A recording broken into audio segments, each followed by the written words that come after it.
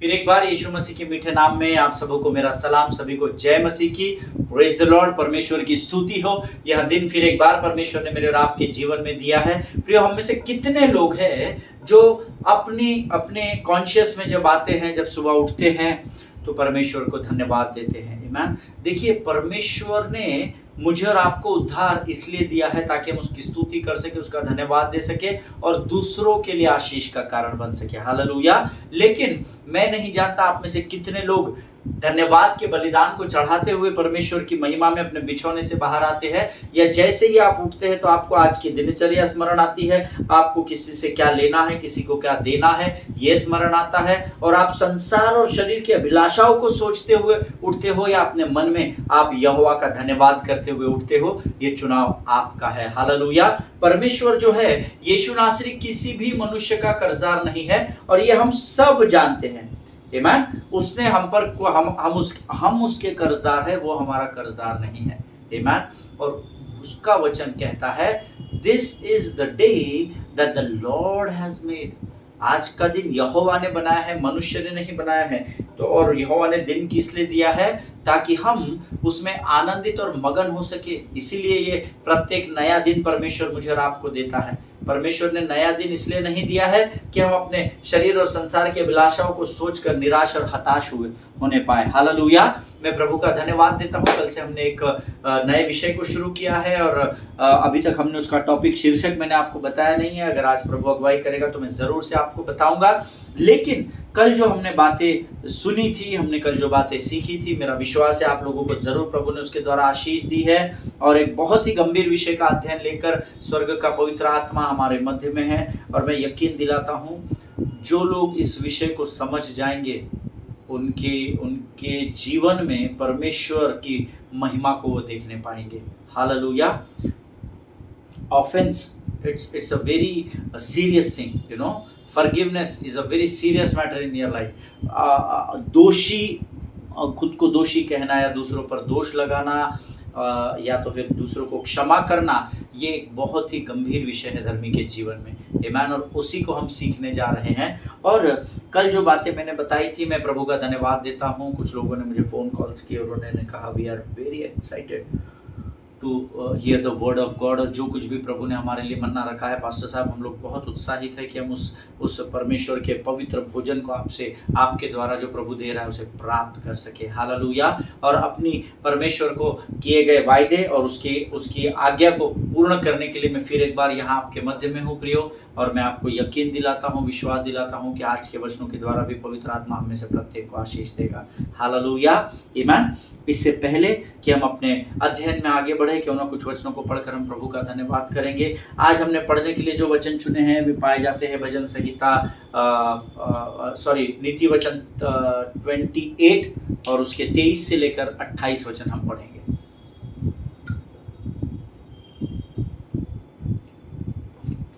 नीति वचन की पुस्तक, उसका 28 अध्याय, उसके 23 से 28 वचन। The book of proverbs chapter 28 versus 23 to 28।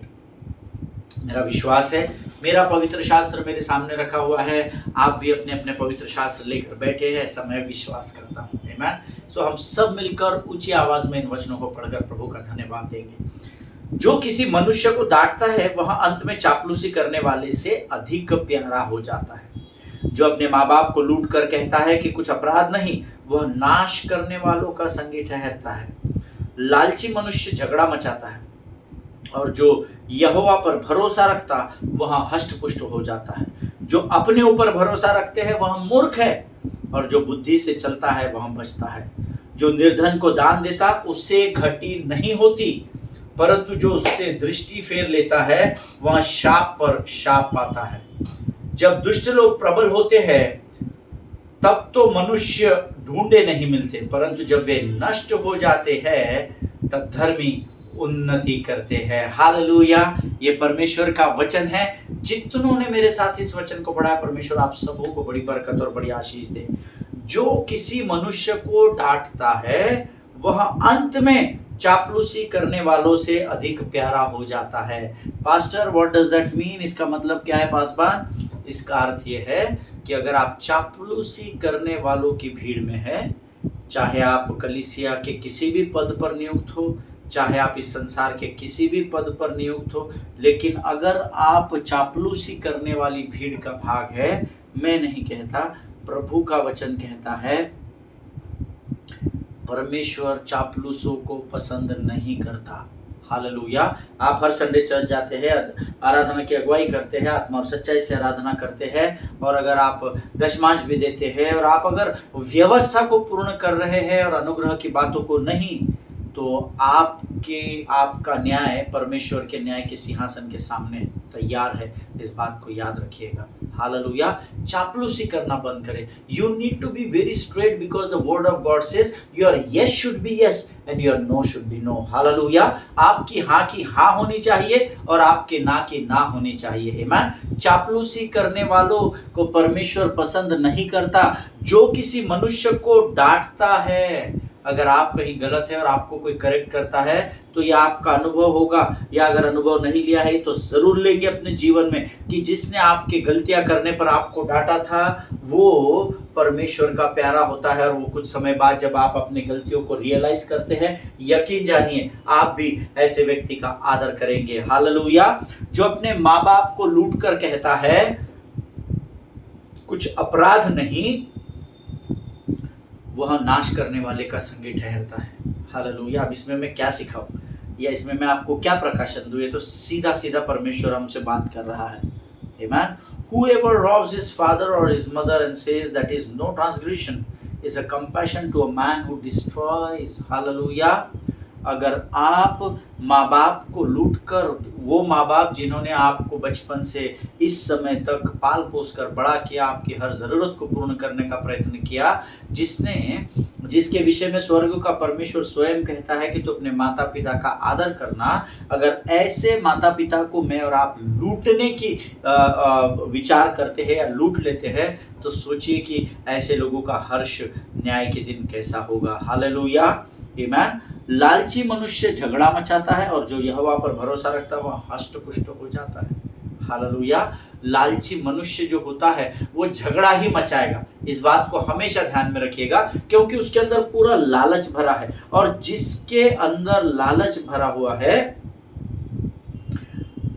वो व्यक्ति परमेश्वर के सामने ठहर नहीं सकता। आमीन। लालची मनुष्य जो होता है वो हमेशा उत्पात मचाएगा, हमेशा क्रोध करेगा, हमेशा उल्टी सीधी बात करेगा। लालची मनुष्य झगड़ा मचाता है, परंतु जो यहोवा पर भरोसा रखता है वो हष्ट पुष्ट हो जाता है। हालेलुया। आप में से कितने लोग यहोवा पर भरोसा रखते हैं मैं नहीं जानता। आप अगर वचन सुनते हैं तो जरूरी नहीं है आप यहोवा पर भरोसा रखते हो। उस भ्रम में, उस अंधकार की बातों में नहीं रहना कि हम वचन रोज सुनते हैं तब यहोवा पर भरोसा रखते हैं। आमीन। पास्टर साहब यहोवा पर भरोसा रखते हैं इसलिए तो वचन सुनते हैं, मुझे क्या मालूम। अगर आप यहोवा पर भरोसा रखते हैं तो हर परिस्थिति में आप प्रभु में आनंद मनाते हुए पाए जाएंगे। हालेलुया। जो मनुष्य यहोवा पर भरोसा रखेगा वो हष्ट पुष्ट होगा, ये यहोवा का वायदा है। जो अपने ऊपर भरोसा रखता है वो मूर्ख है। हालेलुया। और जो बुद्धि से चलता है वह बचता है। अब बहुत अद्भुत बात है ये, जो खुद पर भरोसा रखता है उसको परमेश्वर मूर्ख कहता है। संसार कहता है खुद पर भरोसा होना चाहिए। आमीन। ये संसार की परिभाषा है, लेकिन प्रभु की परिभाषा है हमको खुद से अधिक अपने बनाने वाले परमेश्वर पर भरोसा होना चाहिए। हालेलुया। क्योंकि जो यहोवा पर भरोसा रखता है वह कल्याण पाता है, ऐसा वचन में लिखा है। जो खुद पर भरोसा रखता है वह मूर्ख होता है, और जो बुद्धि से चलता है वह बचता है। अब बुद्धि कहाँ से आती है? मैंने आपको कितनी बार बताया है, the fear of the Lord is the beginning of wisdom. आमीन। यहोवा का भय मानना बुद्धि का आरंभ होता है, और जब आपके पास बुद्धि होती है तो आप हर विकट परिस्थिति से परमेश्वर आपको बचा लेगा। हालेलुया। बुद्धि परमेश्वर ने दी है, बुद्धि स्वर्ग से आती है। आमीन। जो निर्धन को दान देता है उसे घटी नहीं होती। ये आप जरूर कीजिएगा, इसको अंडरलाइन कर लीजिए, मेरे बाइबल में अंडरलाइन किया हुआ है, आप अंडरलाइन कीजिए।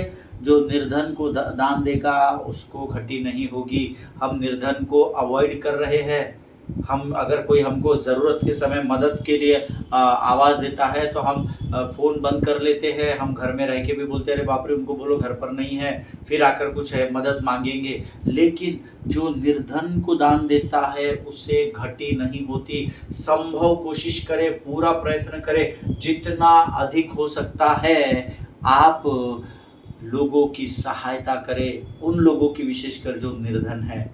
परंतु जो उससे दृष्टि फेर लेता है वो श्राप पर श्राप पाता है। मैंने नहीं लिखा, परमेश्वर का वचन कहता है जो निर्धन से दृष्टि फेर लेगा वह श्राप पर श्राप पाएगा। हालेलुया। पिछले दिनों मुझे एक परिवार लगातार फ़ोन कर रहा था। उनको धन की बहुत ज़रूरत थी।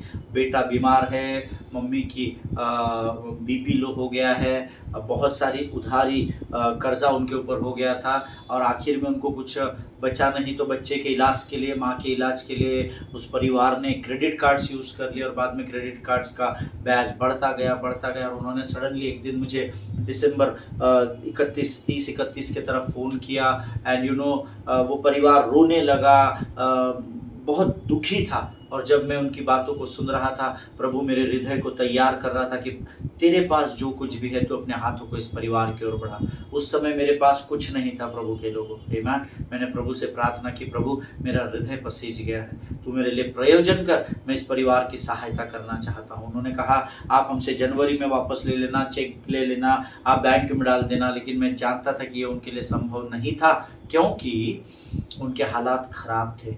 आमीन। और मुंबई में रहते हैं और बहुत कठिन परिस्थिति से होकर वो परिवार गुजर रहा था और प्रभु ने अद्भुत रीति से 2 जनवरी को प्रयोजन किया और मैंने उनको थोड़ा पेमेंट उन्होंने मांगा, मैंने दिया, फिर थोड़ा मांगते गए पूरे जनवरी तकरीबन 15-16 तारीख तक मैं थोड़ी जैसा जैसा प्रभु प्रयोजन करता गया मैं उस परिवार की मदद करता गया। और अंत में उन्होंने एक दिन मुझे बहुत लंबा चौड़ा धन्यवाद का मैसेज भेजा और उन्होंने कहा पास्टर साहब हम आपको बहुत धन्यवाद देते हैं। हमारी बहुत विकट परिस्थिति में हमने अपने कलीसिया के लोगों से बातचीत की, हमने पासवानों को फ़ोन किए, हमने बहुत लोगों से अप्रोच किया, लेकिन किसी ने भी हमारी सहायता नहीं की। और आप हमको भली भांति जानते भी नहीं है, हार्डली हमारी 10-15 बार मुलाकात हुई है, उसके बावजूद भी आप मेरे और मेरे परिवार के लिए खड़े रहे। इसके बदले परमेश्वर आपको बड़ी बरकत और बड़ी आशीष देगा। और जब वो मुझसे इन बातों को कर रहे थे तो परमेश्वर मेरे हृदय में अद्भुत आनंद को दे रहा था। आमीन। वचन कहता है निर्धन को जो दान देगा उसे किसी भली वस्तु की घटी नहीं होगी। आज जब मैं मुंबई में हूँ, उस परिवार ने मुझे फ़ोन किया, आप कब घर आओगे, आपसे बात करनी, आप परिवार के लिए प्रार्थना कीजिए, आप पेमेंट लेकर जाइए, आप हमको हमारे से पोस्ट डेटेड चेक लेकर जाइए। मैंने उनसे कहा मैं बहुत व्यस्त हूँ, पैसे की कोई बात नहीं, प्रभु अपने ठहराए हुए समय में ज़रूर मुझे वो धन आप लौटाएंगे, मैं विश्वास करता हूँ। और मैं अपने कार्यों में व्यस्त हो गया। मैंने ये अनुभव किया कि जो निर्धन को दान देता है उसे किसी भी भली वस्तु की घटी नहीं होगी। हालेलुया। जब दुष्ट लोग प्रबल होते हैं तब तो मनुष्य ढूंढे नहीं मिलते, परंतु जब वे नष्ट हो जाते हैं तो धर्मी उन्नति करते हैं। हालेलुया। जब आपके और मेरे ऊपर हम जो धर्मी कहलाते हैं, जब दुष्ट लोग प्रबल होंगे, जान लीजिए, समझ लीजिए, वचन कहता है तब मनुष्य को आप ढूंढेंगे मदद के लिए, मनुष्य आपकी सहायता नहीं करेगा। हालेलुया। परंतु जब आप मनुष्यों की ओर ध्यान लगाने के बजाय, अपने विकट दिनों में मनुष्य पर निर्भर होने के बजाय, जब आप प्रभु पर भरोसा रखकर उसकी ओर देखेंगे तो परमेश्वर आपके शत्रु को कमज़ोर करके नष्ट कर देगा और तब धर्मी उन्नति पाएगा। हालेलुया। परमेश्वर इन पढ़े हुए वचनों के द्वारा हम में से प्रत्येक को आशीष दे। ये समय है प्रियो जब हम अपने इन पढ़े गए वचनों की सामर्थ को जो हमने प्राप्त किया उसके लिए यहोवा का धन्यवाद करें और आने वाले वचनों के लिए हम अपना समर्पण करें। आइए हम अपनी आंखों को बंद करें, सिरों को झुकाए और प्रार्थना करें। Thank you Jesus. धन्यवाद यीशु। खुदावंद प्रभु यीशु मसीह के मीठे मधुर सामर्थ्य और जीवित नाम के लिए धन्यवाद देते हैं। वो नाम जो सारे नामों से प्यारा है राजा, वो नाम जो सारे नामों से ऊंचा है, उस नाम को लेने का अधिकार तूने हमें दिया, योग्यता से बढ़कर आशीष दिए। हम धन्यवाद देते हैं प्रभु। इस समय हम प्रार्थना करते और धन्यवाद देते हैं आज के इन वचनों को पढ़ने की सामर्थ, ताकत और बल जो तूने हमें प्रदान किया राजा, उसके लिए हम तेरा गुणानुवाद करते हैं, तेरी स्तुति करते हैं। प्रभु जी, हम धन्यवाद देते हैं परमेश्वर पिता, इन वचनों के द्वारा आज तूने हमें सामर्थ्य दी है। इस समय हम अपने समर्पण को तुझे करते हैं। पवित्र आत्मा तू आ, हम तुझे अनुमति देते हैं। तो हम चाहते हैं प्रभु, तू हमारे जीवन के संपूर्ण क्षेत्र में तू अपने संपूर्ण नियंत्रण को ले। तेरे आत्मा के चलाए हम चलने पाए, ऐसा तो होने दे राजा। उच्च विचारों को, वचन से मेल खाते हुए विचारों को तू हमारे मनों में उंडेल, और उन्हीं शब्दों को हमारे मुख के द्वारा तू बाहर निकाल, ताकि संसार कल्याण प्राप्त कर सके। परमेश्वर पिता, इस समय हम अपना सब कुछ तुझे सौंपते हैं, अपने आप को यीशु के लहू में सुरक्षित करते हैं, और इस विनती को धन्यवाद और पूरे विश्वास के साथ हमारे उद्धारकर्ता और परमेश्वर यीशु नासरी के मीठे और सामर्थ्य नाम में मांगते हैं। प्रभु सुनिए और बड़ी दया से ग्रहण करें। आमीन, आमीन, हालेलुया। फिर एक बार आप सबों का स्वागत करता हूं। कल मैंने आपको कुछ बातें बताई थी कि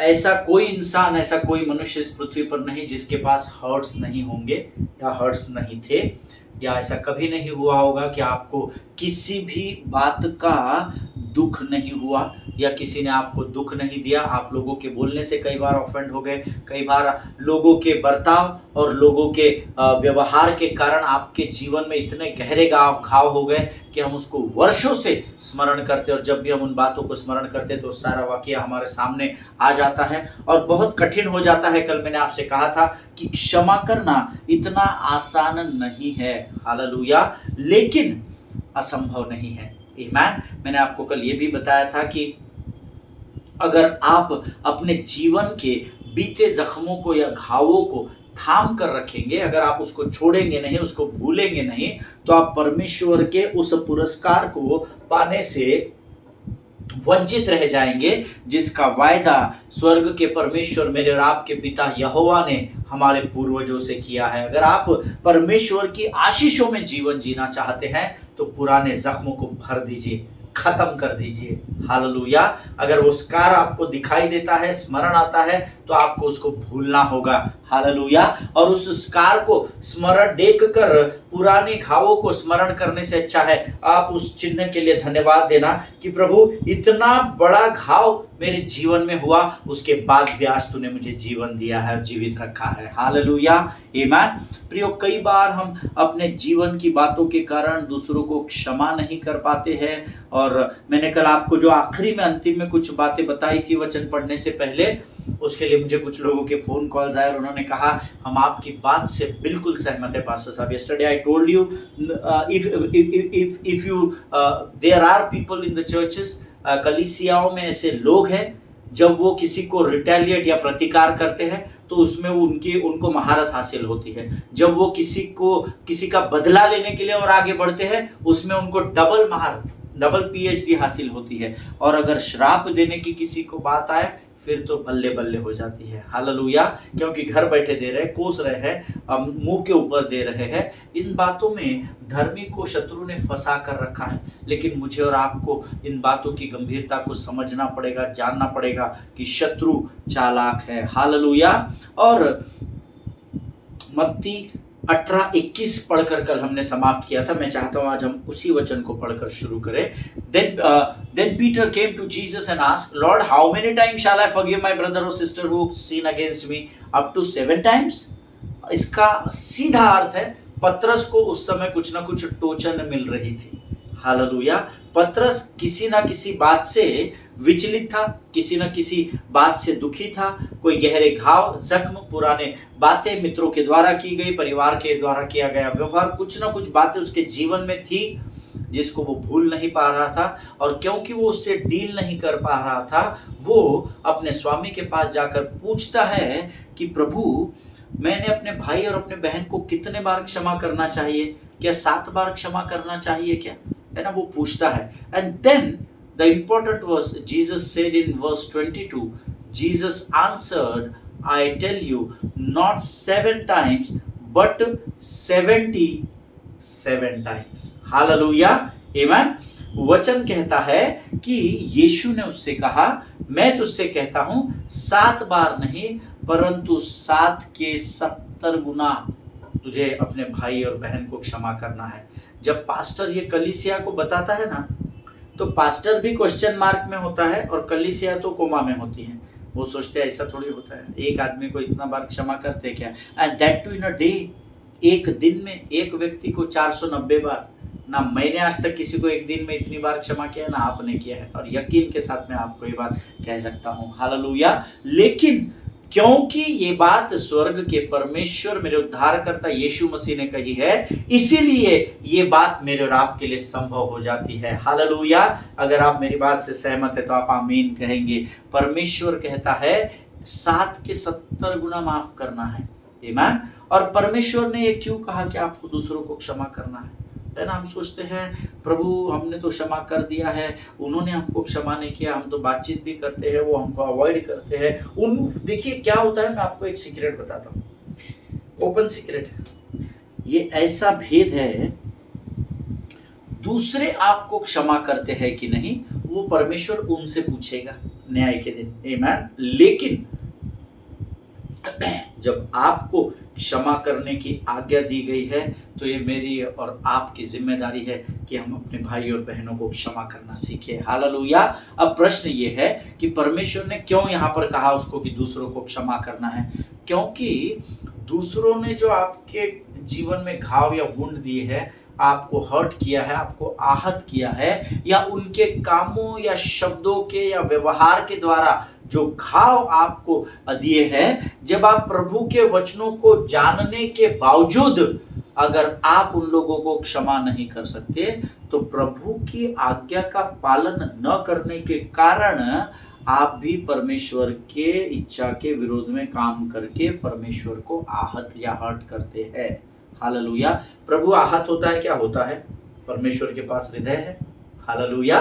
और हृदय है तो भावनाएं हैं, और भावनाएं हैं तो उसको भी दुख होता है। हालेलुया। देखिए परमेश्वर ने आपके पास आपके विरोध में किसी व्यक्ति ने कुछ बोला, आप दुखी हो गए, आपका घाव बहुत गहरा हो गया, मैंने ऐसा किया नहीं था, ये व्यक्ति मेरे बारे में ऐसा बोल रहा, मैंने इसको सब सच बता दिया था, फिर भी ये मेरे बारे में बुरी बुरी कुछ बातें हमारे जीवन में नासूर के समान अंदर तक घाव कर देती है। और परमेश्वर ने हमको कहा कोई बात नहीं, तेरे विरोध में उसने ये कर दिया, काम कर दिया, व्यवहार कर दिया, बोल दिया, तो उसको क्षमा कर दे। लेकिन हम मनुष्य हैं, हम कई बार कमजोर हो जाते हैं और हम उस व्यक्ति के उस घाव को अपने हृदय में कहीं ना कहीं गहराई में डाल कर रखते हैं, हम उसे क्षमा नहीं करते। लेकिन हम ये भूल जाते हैं प्रभु ने हमको क्षमा करने की आज्ञा दी है, और अगर हम उस व्यक्ति को क्षमा नहीं करते तो क्योंकि हमने परमेश्वर के क्षमा करने के उस आज्ञा का पालन नहीं किया, इसलिए परमेश्वर भी हमसे आहत हो जाता है। हालेलुया। और परमेश्वर की आज्ञा का पालन आपने नहीं किया, इसलिए परमेश्वर आहत हो जाता है। And because of that we all need to understand that God don't forgive those who don't know how to forgive others. Hallelujah. ये बात आप आपके नोट्स में लिख लीजिए, अगर आप नोट्स लिखते हैं तो। God don't forgive those who don't know how to forgive others. Hallelujah. परमेश्वर उन लोगों को कभी भी क्षमा नहीं करता जो ये नहीं जानते कि दूसरों को कैसे क्षमा करनी है। हालेलुया। हम तो रोज क्षमा मांगते हैं लेकिन हम दूसरों को क्षमा नहीं करते। कई लोग हैं जिनके किसी के अपने पिता के साथ हर्ट्स है, किसी के अपने माँ के साथ है, भले ही वे लोग मर चुके हैं, या कोई आपके सीनियर पास्टर्स होंगे जिन्होंने आपके विषय में कभी कुछ बोल दिया होगा जो प्रभु में सो गए हैं, उनकी कुछ बातें गहरे घाव के समान शायद आज आपके हृदय में कहीं होंगी। लेकिन परमेश्वर कहता है कि अगर तू मेरी आज्ञा का पालन नहीं करता, वचन सुनने के बाद जो मैंने तुझे बताया कि तू दूसरों के पापों को, दूसरों की गलतियों को क्षमा कर, इसके बावजूद कि तू तेरी गलती न होने के बावजूद भी अगर उन्होंने तेरे विरोध में कुछ कार्य किए हैं, कुछ बातें कही है, तो उनको क्षमा कर। जब तू उनकी बातों को क्षमा नहीं करता तो तू मुझे दुखी करता है, और मैं उन लोगों को क्षमा नहीं करूंगा जो दूसरों को क्षमा नहीं करते। हालेलुया। जिनके सुनने के कान हैं वो सुन ले। अब आप कहेंगे पास्टर साहब कुछ भी सिखा रहे क्या? परमेश्वर के वचन में तो लिखा है कि परमेश्वर क्षमा करने वाला परमेश्वर है। बराबर है, उसी परमेश्वर के वचन में लिखा है तुम भी दूसरों के अपराधों को क्षमा करो। हालेलुया। लेकिन मसीह लोग बड़े चालाक हैं, बुद्धिमान कम है, समझदार कम है, ज्ञानवान है और चालाक है।